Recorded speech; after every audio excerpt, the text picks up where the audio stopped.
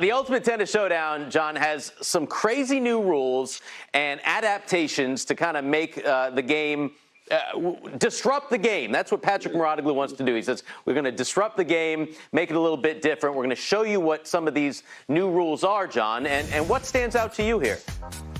I feel like for this segment, Steve, we need to change our settings and go up by double speed, because all of this is really about pacing. All of this is just trying to speed up the format here. So you can see this is divided into times, into quarters.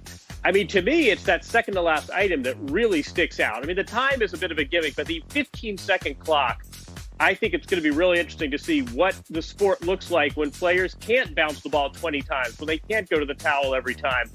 All of this is really designed to speed up the sport, but also to make it more telegenic, to make it more TV friendly. I love the 15-second service clock. I think, at least someone's thinking differently. Someone is doing the equivalent of adding a 3-point shot. I think some of these are going to work better than others, but I talked to Patrick yesterday, and I applaud him for trying. So we will see. I'm curious what the former players I'm sharing the Hollywood Squares board think. What do you guys think? I love this first page, and I think that's great to try and the different formats and everything. With the timeouts, the coach has to request it. The player can refuse it. So we might see some funny moments with that. It's this thing with the UTS cards. And I think we have a board on that as well, where the players get these cards that they can play at any time. This was the part that lost me just a little bit. And I was going to have to see how it plays out this weekend. But players have these cards they can play at certain time to limit their opponents to one serve or give themselves multiple service points in a row. You can see them all listed here. This is where it gets a little game show gimmicky to me. But hey, you know what? We're open to trying anything. Love the first page of trying to speed it up. I'm not sure about the props and actions that the players can use. I love a couple of things on the first page as well. Although Rafa Nadal will be out of the game with the 15-second rule. He has absolutely no chance of getting the ball in play in 15 seconds. So that's going to be a problem if he wants to play any of the events. The other thing that I think we didn't show you, but I thought was awesome is, and I think players would hate it, and I would have hated it as a player, but now I would love it watching and seeing how they'd react, is there are those 12-minute intervals, but the last minute, there's a loud countdown. So you're playing a point, and there's yelling 10, 9, 8, and that's somewhat distracting. I'd love to see how the players handle that. I also love the fact that you're allowed to argue and yell and show a little bit more of your personality. They stopped the clock for that, so you still get the 12 minutes after a little bit of yelling. And he also addressed, Patrick did, my intention that if it's a time thing, you can just, if it was me and I'm playing in that, I'm bouncing the ball with my foot, I'm doing, but the 15-second rule sort of took care of that way of me finding an advantage. So I love this. The props thing seems a little strange, as Lindsay said. To me, it's a little too much. It would be okay if you're playing a high school player against a pro, and the high school player gets all of these advantages. Someone told me these are like prop bets at the Super Bowl, where certainly if you are betting on tennis, you will have more options here. I do think another part of this, and Patrick feels very strongly about this, is adding some more color to the sport, letting these players really show off some personality. And I think, look, if players start to stall, then the crowd will know that, and they will reflect a part of their personality. I mean, Patrick is very big on this issue that the players today are so politically correct, and they're so cautious with public opinion. And so you can see that some of those props and some of those prompts are really aimed at bringing out some more color of the players. I think some of this we roll our eyes out. Others seem pretty reasonable, but credit the guy for trying. I mean, if there's ever a time to do it, this is it.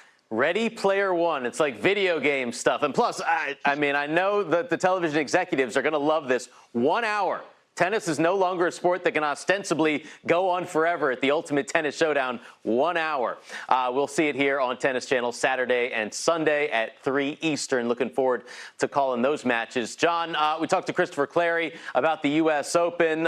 There's some new players like Sasha Zverev and Dominic Thiem that have questioned whether they're going to come now. What are you hearing as the very latest as to whether or not we will have this tournament? I hear still on, and I hear that the draw cutoff is might get lower and lower, and that we'll have to see what the draw ends up looking like. I mean, some players well outside the top 32 may be seeded.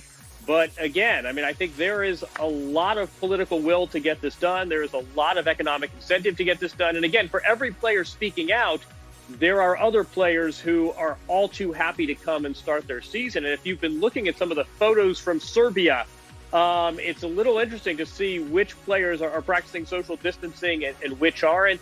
Again, I think Eric Buderak said it best. We'd love to run back the 2019 U.S. Open. That option's not on the table, so we are trying to salvage this thing and come up with the best scenario. So as of now, game on. I do think we are not going to see Grand Slam type of fields here. Yeah, it's interesting. Patrick also gave some quotes about Serena and her participation in the U.S. Open, said, of course, she'd love to play. But does it make sense? She's not going to leave her daughter. And if you can only have one hotel room or whatever it is, 2 hotel rooms and 1 guest, you could count her out. And I think that's going to be the case for a lot of these players that have families.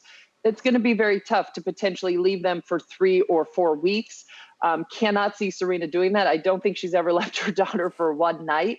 So that's another component for some of these players. The bubble kind of atmosphere might not work for them. And that's what each player is going to have to decide individually. Again, we applaud the USTA for trying so hard to put this tournament on in such tough circumstances.